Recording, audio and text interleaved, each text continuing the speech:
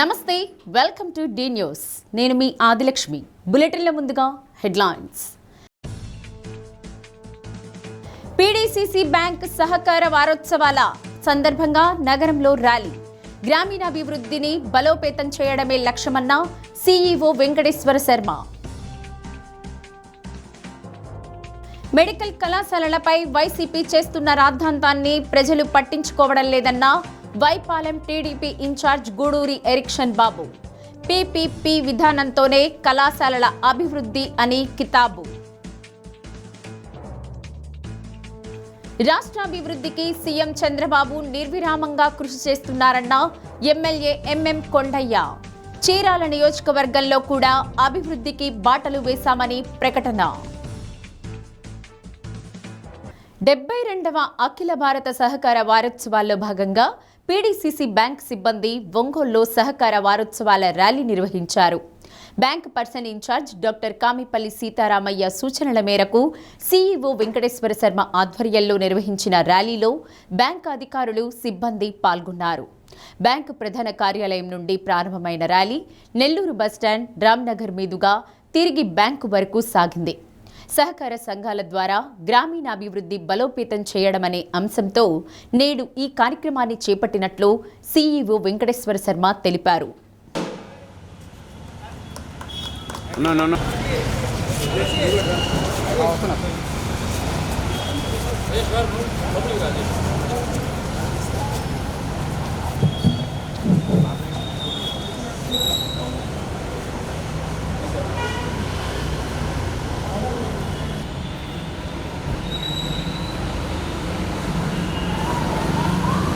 Each member of this cooperative bank, I don't know what had happened earlier from the outside influence only. I strongly believe this bank is short officer level to staff and even the outsourcing employees. Discipline.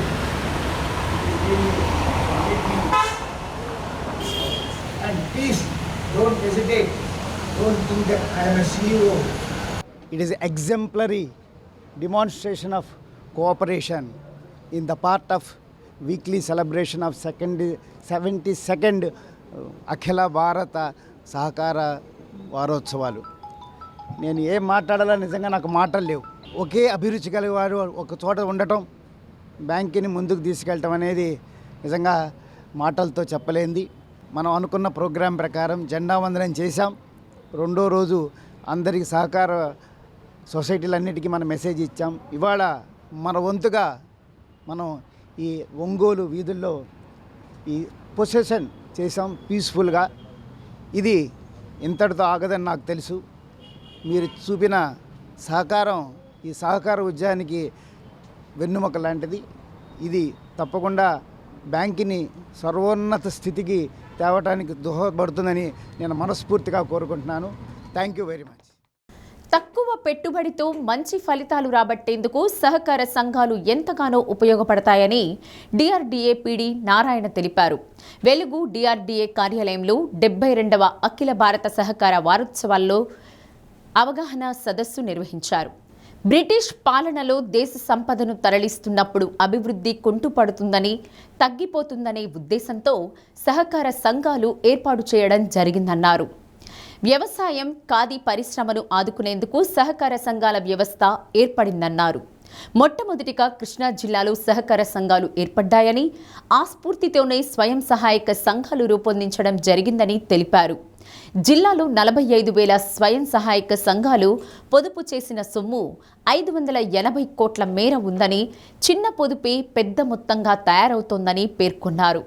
సహకార ఉద్యోగులతో పాటు DRDA, వెలుగు సిబ్బంది పాల్గొన్నారు. మంచికో చెడకో introduce చేసిన ఒక మంచి concept ఏంటంటే సహకార సంఘం. ఎందుకనంటే మీరు ఒక 10-15 మంది గ్రూప్గా తయారవ్వండి. అదేవిధంగా లోకల్గా ఉన్న మన లీడర్స్ అప్పుడు ఎవరైతే ఉన్నారో, గాంధీ గారు, నెహ్రూ గారు, వీళ్ళంతా ఎవరైతే ఉన్నారో వీళ్ళు కూడా దీన్ని దృష్టిలో పెట్టుకొని సహకార సంఘం అంటే ఉన్న జాతీయత మొత్తం పెంపొందాలి. అంటే గ్రూపుగా ఏర్పడిన తర్వాత రైతు సంఘాల్లో కానీ, అదేవిధంగా పొదుపు సంఘాలు రీసెంట్గా వచ్చాయి. కానీ మొదట్లో వాళ్ళు ప్రారంభించింది అయితే రైతు సంఘాల కోసం, వ్యవసాయం కోసం ప్రారంభించారు. అదేవిధంగా ఖాదీ ఇండస్ట్రీస్ కోసం ప్రారంభించారు. అంటే ఉద్దేశం ఏంటంటే ఒక 10-15 మంది కలిస్తే వాళ్ళ దగ్గర ఎంత అయితే పొదుపు ఉంటుందో మొత్తం ఒక దగ్గర చేర్చిన తర్వాత ఎవరికి పెట్టుబడి పెడితే వాళ్ళు డెవలప్ అవుతారు అన్న కాన్సెప్ట్లో డెవలప్ చేసిన ఒక ప్రధానమైన అంశం సహకార సంఘాలు. దాని తర్వాత అవి రైతు సంఘాల నుంచి నాకు తెలిసి ఇందాక కన్ఫర్మ్ చేసుకున్నా మొట్టమొదట మన రాష్ట్రంలోనే కృష్ణా జిల్లాలో ప్రారంభమయ్యాయి ఈ సహకార సంఘాలు. సో హిస్టరీ అలా కొన్ని గ్రూప్స్ తయారు చేసిన తర్వాత వాళ్ళు కొన్ని ప్రయోగాలు చేసిన తర్వాత వ్యవసాయంలో వాళ్ళు మంచి పెట్టుబడి అంటే వాళ్ళ దగ్గర అతి తక్కువ పెట్టుబడిని ఒక దగ్గర సమకూర్చిన పెట్టుబడిని సో వాళ్ళు వ్యవసాయానికి వాడిన తర్వాత మంచి ప్రతిఫలం తీసుకుంటూ దాన్ని దేశవ్యాప్తంగా తర్వాత ఇంట్రడ్యూస్ చేశారు. సో ఇది ప్రముఖంగా మన రాష్ట్రానికి సంబంధించింది. అయితే మన డిపార్ట్మెంట్కి కూడా ఇది ఏ విధంగా సంబంధించిందంటే మన దగ్గర కూడా గ్రూప్ కాన్సెప్ట్ ఉంది. 10 మంది సభ్యులు వాళ్ళ సేవింగ్స్ని నెలకు 100 రూపాయలు కడతారు. అంటే వాళ్ళ దగ్గర అతి తక్కువ ఇన్వెస్ట్మెంట్ ఏదైతే ఉందో దాన్ని సేవింగ్స్ కింద చూపించి మెడికల్ కాలేజీలపై వైసీపీ చేస్తున్న రాద్ధాంతాన్ని పేద ప్రజలు హర్షించడం లేదని టీడీపీ ఎర్రగొండపాలెం నియోజకవర్గ ఇన్ఛార్జ్ గూడూరు ఎరిక్షన్ బాబు అన్నారు. ఒంగోలు కలెక్టరేట్లో మీడియాతో మాట్లాడుతూ పేదలకు కార్పొరేట్ వైద్యం అందించడం జగన్మోహన్ రెడ్డికి ఇష్టం లేదని ఆరోపించారు. వైసీపీ పాలనలో మెడికల్ కళాశాలల నిర్మాణం 5 నుంచి 12% మాత్రమే చేసి గాలికి వదిలేశారని విమర్శించారు. ప్రభుత్వ మెడికల్ కళాశాలలను పీపీపీ విధానం ద్వారా అభివృద్ధి చేసి పేద విద్యార్థులకు గతం కంటే ఎక్కువ సీట్లు లభించేలాగా అన్ని వర్గాల ప్రజలకు కార్పొరేట్ వైద్యం అందించే విధంగా ప్రభుత్వం విధి విధానాలు రూపొందించిందన్నారు. రాజ్యాంగ వ్యవస్థలను నిర్వీర్యం చేసిన జగన్మోహన్ రెడ్డికి రాబోయే ఎన్నికల్లో కూడా ప్రజలు పెద్ద గుణపాఠం చెప్పడం ఖాయమన్నారు. మెడికల్ కాలేజ్ మీద జరుగుతున్నటువంటి వైసీపీ చేస్తున్నటువంటి రాద్ధాంతాన్ని పేద ప్రజలు ఎవరు కూడా హర్షించట్ల. కారణం ఏంటంటే జగన్మోహన్ రెడ్డికి పేదవాళ్ళకి కార్పొరేట్ వైద్యం అందించడం ఆయనకి అయిష్టంగా ఉంది. ఎందుకంటే జగన్మోహన్ రెడ్డి హయాంలో మెడికల్ కాలేజీలన్నీ కూడా 12%, 5% మాత్రమే ప్రారంభం చేసి మిగతా అంతా తుంగలవదికి అభివృద్ధిని అంతా కూడా ఈరోజు కూటమి ప్రభుత్వం రాష్ట్రంలో ఉన్నటువంటి మెడికల్ కాలేజ్ అన్నిటిని కూడా మరి పీపీపీ విధానం ద్వారా వాటిని అభివృద్ధి చేసి పూర్తి చేసి పేద విద్యార్థులకి వైద్యపరమైన సీట్లు కూడా పెంచే క్రమంలో భాగంగా ఇవన్నీ చేస్తూ ఉన్నాం. అది కూడా పేదలకి కార్పొరేట్ వైద్యం అందించాలనేది ఒక సంకల్పంతో మరి రాష్ట్ర ప్రభుత్వం ముందుకెళ్తా ఉంది.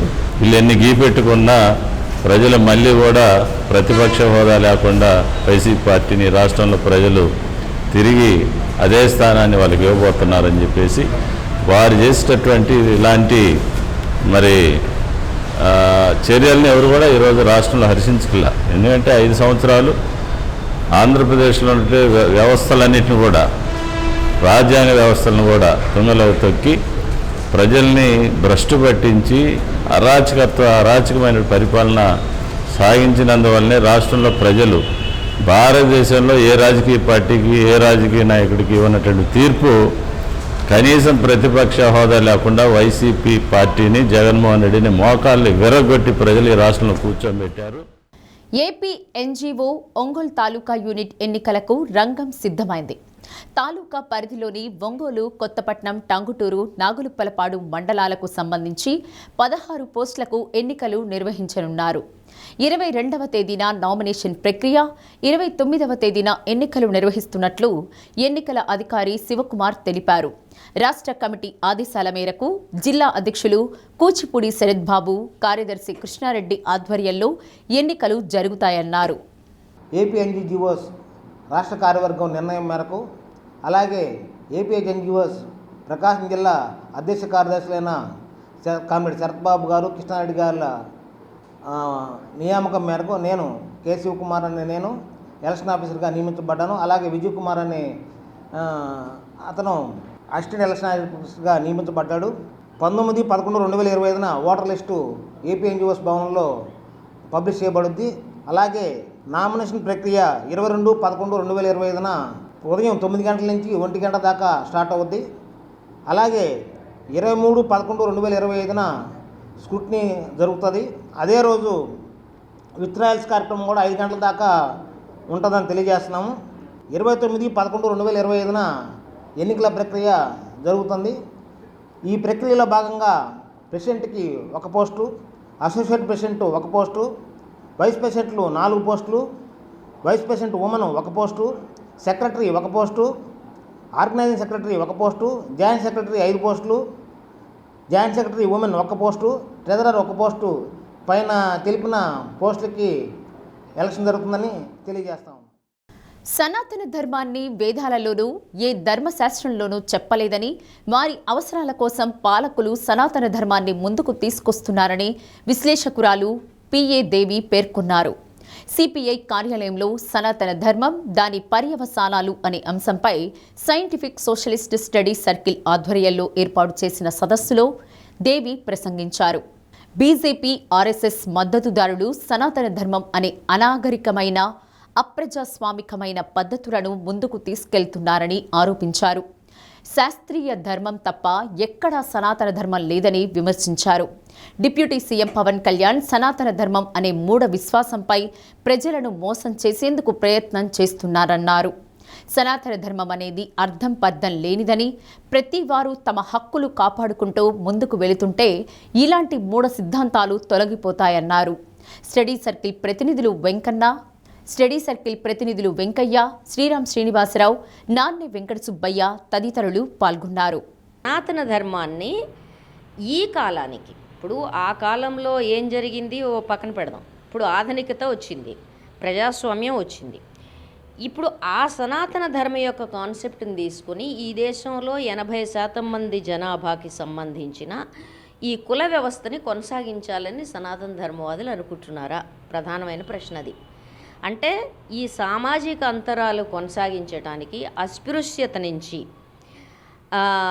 నీచ కులాలు అని చెప్పి నువ్వు ఎవరినైతే ప్రకటిస్తున్నావో వాళ్ళందరి పట్ల ఈ వివక్షతని, సామాజిక కాలుష్యాన్ని నువ్వు కొనసాగించదలుచుకున్నావా? నీ సనాతన ధర్మాన్ని యాక్సెప్ట్ చేయటం అంటే ఒక పదవిలో ఉండి, రాజ్యాంగ పదవిలో ఉండి, ఈ పదం నేను ఎందుకు ఎంఫసిస్ చేస్తున్నానంటే రాజ్యాంగం అనేది ఒక ఆధునిక లక్షణం. ఈ ఆధునిక లక్షణం సమానత్వాన్ని, సర్వపౌర సమానత్వాన్ని ఉద్ఘాటిస్తుంది. ఖచ్చితంగా మన ప్రవేశికలో దాన్ని మనం ప్రకటించుకున్నాం. మీరు చెప్పే సనాతన ధర్మం ఏదైతే ఉందో, ఈ సనాతన ధర్మం చట్టం ముందు అందరూ సమానులే, రాజ్యాంగం అందరికీ సమానమైన హక్కులనిచ్చింది ఈ దేశంలో పౌరులందరికీ అనే ఒక మౌలిక సూత్రాన్ని మీ సనాతన ధర్మం ఉల్లంఘిస్తోంది. మీరు ఒక రాజ్యాంగ పదవిలో ఉండి ఈ సనాతన ధర్మాన్ని ఎట్లా ప్రమోట్ చేస్తారు అనేది నా ప్రశ్న. ఈ మొత్తం ఉద్దేశం ఏమిటి అంటే, సనాతన ధర్మం సామాజిక అంతరాల యొక్క ప్రతీక. సనాతన ధర్మం ఒకానొక కాలంలో, ఒక చీకటి కాలంలో మొత్తం పీడిత వర్గాలన్నింటినీ తొక్కి అణిచి చెప్పలేనన్ని అకృత్యాలకు లోన్ చేసిన ఒక సామాజిక వ్యవస్థ. అటువంటి సామాజిక వ్యవస్థని, అటువంటి కర్మ సిద్ధాంతాన్ని, అంటే నువ్వు గతంలో పాపం చేసావు కాబట్టి ఇప్పుడు నువ్వు పిల్లిగా పుడతావు అనేటువంటి సిద్ధాంతాలని చెప్పేదాన్ని ఇవాళ భుజాన వేసుకొని బయలుదేరిన ఈ ప్రజాస్వామ్యవాదులు వీళ్ళు ప్రజాస్వామ్యాన్ని రక్షిస్తారా? అది ప్రశ్న. మీరు రాజ్యాంగానికి జవాబుదారీగా ఉండడం లేదు, రాజ్యాంగ స్ఫూర్తిని మీరు పెట్టుకోవడం లేదు, టు ద లెటర్ రాజ్యాంగాన్ని మీరు పాటిస్తామని చెప్పి వాగ్దానం చేశారు, అది చేయడం లేదు. కనీస పక్షంగా ఏ ప్రజల ఓట్లయితే, ఏ కులాలకి మీరు ప్రాతినిధ్యం వహిస్తున్నాం అనుకుంటున్నారో ఆ కులాలని కూడా మీ సనాతన ధర్మ డిక్లరేషన్తో మీరు అవమానపరుస్తున్నారని చెప్తున్నా. మీ కన్న తల్లుల దగ్గర నుంచి అందరినీ అవమానపరుస్తున్నారు. ఇది ఏ రకంగా మీరు ప్రజల్ని మోసపుచ్చి, మాయపుచ్చి, అస్పష్టమైన మాటలతో ఏమి మాయజల్తారులు కప్పి ఈ దేశాన్ని ముంచుదాం అనుకుంటున్నారని అడుగుతున్నారు. ఫిట్ ఇండియా ఆన్ సైకిల్ ప్రోగ్రాంలో భాగంగా ఒంగోలు 2 టౌన్ సిఐ మేడ శ్రీనివాసరావు సిబ్బంది సైకిల్ పర్యటన చేశారు. ఈ ప్రోగ్రాంలో భాగంగా కాలుష్య నివారణ, దేహదారుఢ్యం కోసం ప్రతి ఒక్కరూ వారానికి ఒక్కసారైనా సైకిల్ ప్రయాణం చేయాలని విజ్ఞప్తి చేశారు. తద్వారా పర్యావరణాన్ని కాపాడుకోగలుగుతామని చెప్పారు.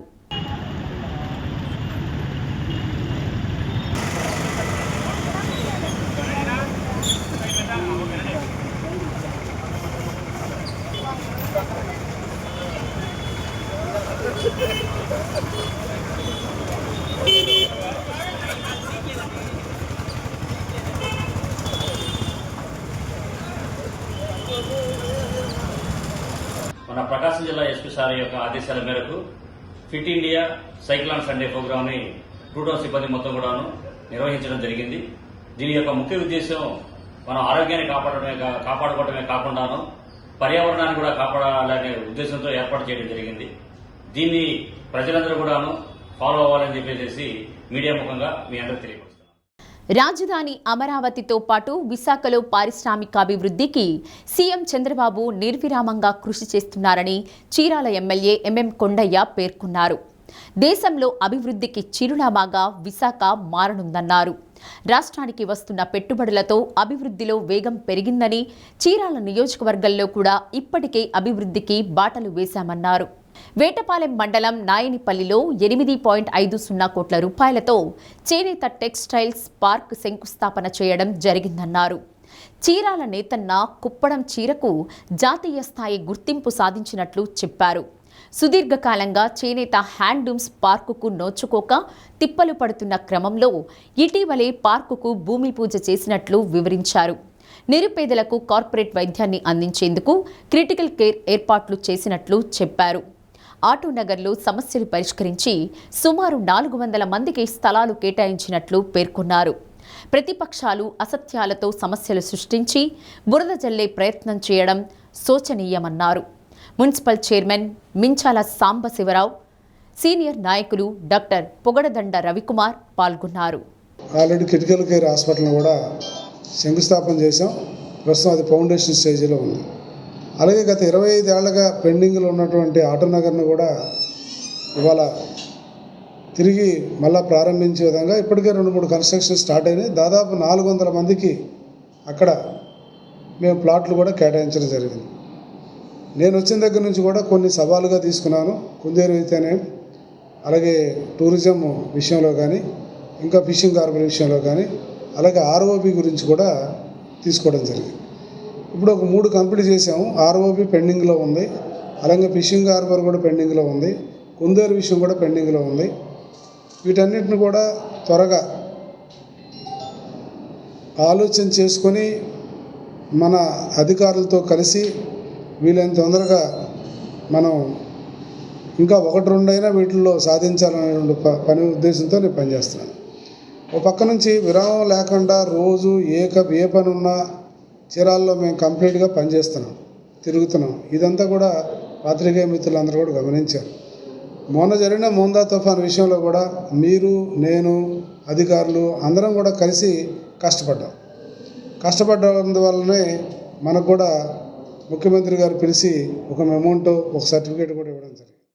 ఒంగోలు గోల్డ్ మర్చెంట్స్ అసోసియేషన్ ఆధ్వర్యంలో గాంధీ రోడ్లో అయ్యప్ప స్వామి అఖండ పడిపూజ కార్యక్రమం వైభవంగా జరిగింది. సుందరంగా అలంకరించిన వేదికపై ఉత్సవమూర్తులను కొలువు తీర్చి పూజా కార్యక్రమాలను నిర్వహించారు. మణికంఠ భజన బృందం ఆధ్వర్యంలో రామలింగారెడ్డి గురుస్వామి భజన గీతాలను ఆలపించారు. అసోసియేషన్ సభ్యులతో పాటు అయ్యప్ప, శివ, గోవింద, భవానీ మాలధారులు పాల్గొన్నారు.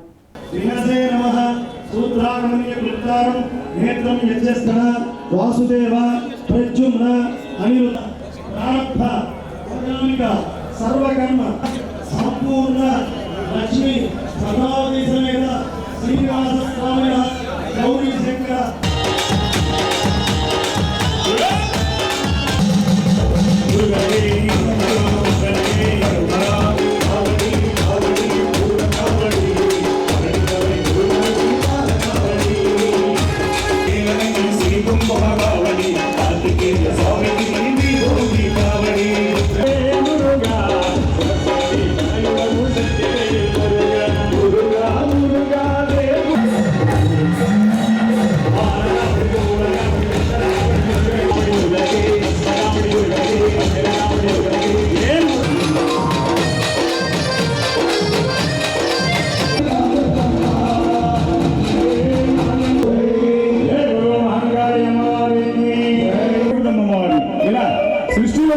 సకల శక్తులకు బలంగా మహంకాళి అమ్మవారి అందరూ జై గురు దుర్గా భవానీ మాతకు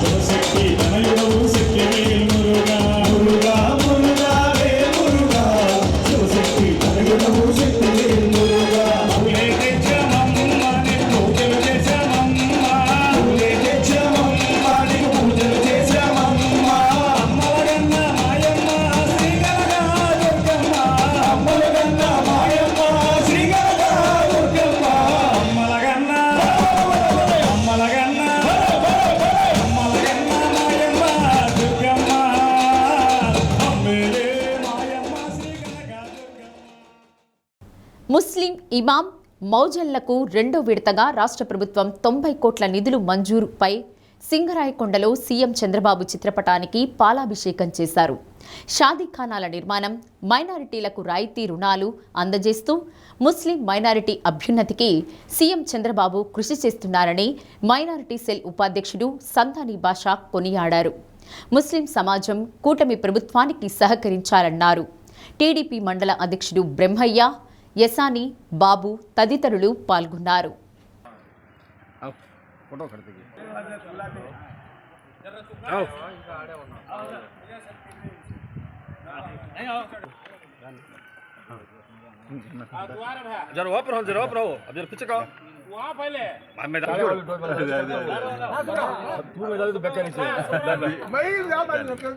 లోకేష్ గారి నాయకత్వం, వర్ధిల్లాలి మినిస్టర్ స్వామి గారి నాయకత్వం, వర్ధిల్లాలి ధర్మచల్ల సత్య గారి నాయకత్వం, వర్ధిల్లాలి ధర్మచల్ల పూర్ణ చంద్ర గారి నాయకత్వం.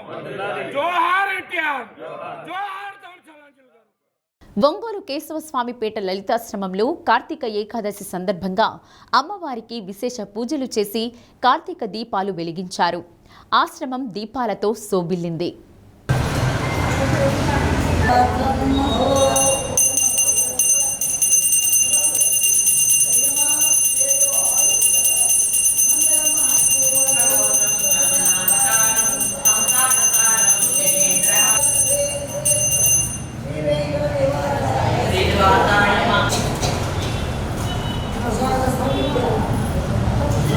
అదే ఒకరు లోన్ తీసుకోవాలి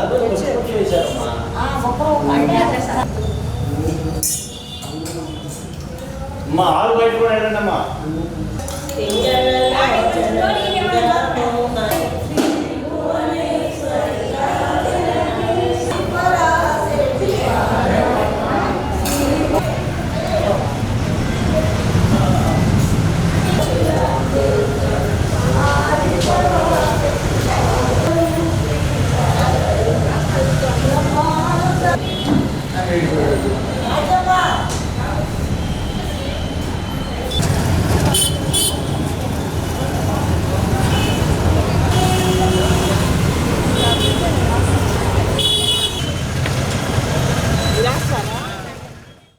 పొలంగట్ల వద్ద చోటు చేసుకున్న తగాదాతో అద్దంకి మండలం శంకవరప్పాడు గ్రామంలో వృద్ధుడు కైపు శ్రీరాములు రెడ్డిపై తమ్ముని కుమారుడు సుధాకర్ రెడ్డి గొడ్డలితో దాడి చేయడంతో చెవి భాగంలో తీవ్ర గాయమైంది.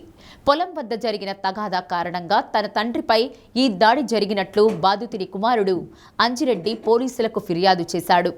బాధితుడిని ఆసుపత్రికి తరలించారు.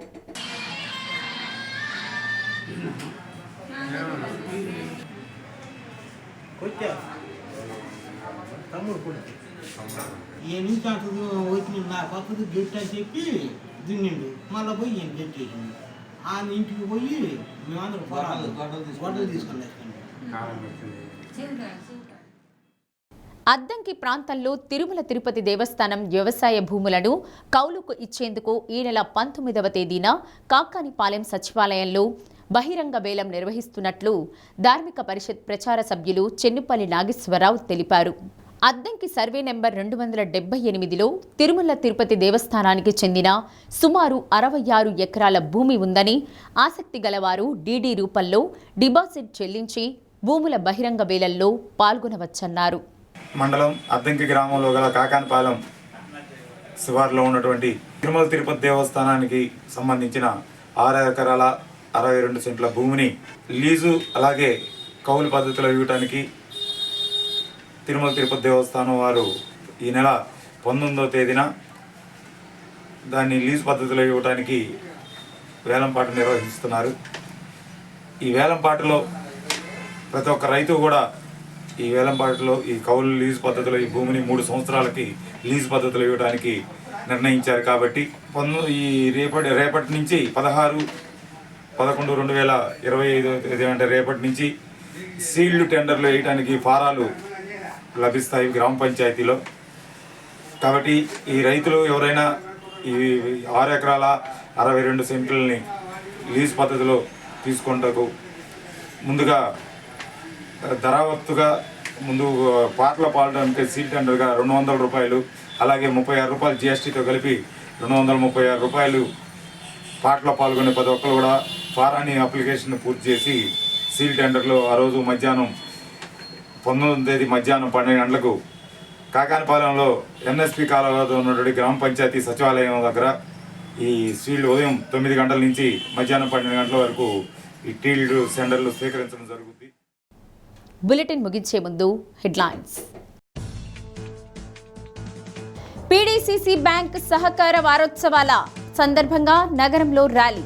గ్రామీణాభివృద్ధిని బలోపేతం చేయడమే లక్ష్యమన్న సీఈఓ వెంకటేశ్వర శర్మ. మెడికల్ కళాశాలలపై వైసీపీ చేస్తున్న రాద్ధాంతాన్ని ప్రజలు పట్టించుకోవడం లేదన్న వైపాలెం టీడీపీ ఇన్ఛార్జ్ గూడూరి ఎరిక్షన్ బాబు. పీపీపీ విధానంతోనే కళాశాలల అభివృద్ధి అని కితాబు. రాష్ట్రాభివృద్ధికి సీఎం చంద్రబాబు నిర్విరామంగా కృషి చేస్తున్నారన్న ఎమ్మెల్యే ఎంఎం కొండయ్య. చీరాల నియోజకవర్గంలో కూడా అభివృద్ధికి బాటలు వేశామని ప్రకటన. డి న్యూస్లో నేటి మాట. ఆశావాదిని ఏ విషయమూ చంపలేదు, నిరాశావాదిని ఎలాంటి అమృతం కాపాడలేదు.